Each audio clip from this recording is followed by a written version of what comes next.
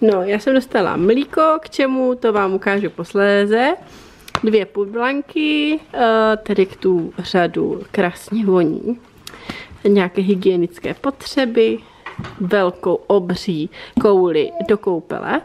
Pak tady k tuhle řadu, tady k potom, co to? Šampon a kondicionér, tak to hnedka vyzkouším.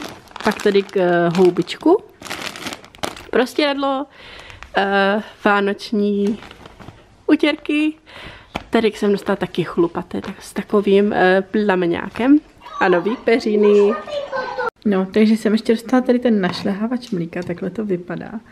To vlastně, tady to má takhle víčko, v tom je taká točící se pružinka. A je to vlastně jak kdyby konvička, no. Potom vlastně tady takovou brož odbijí.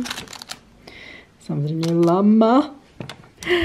A tady taky ponožky s lamou. Děkuju.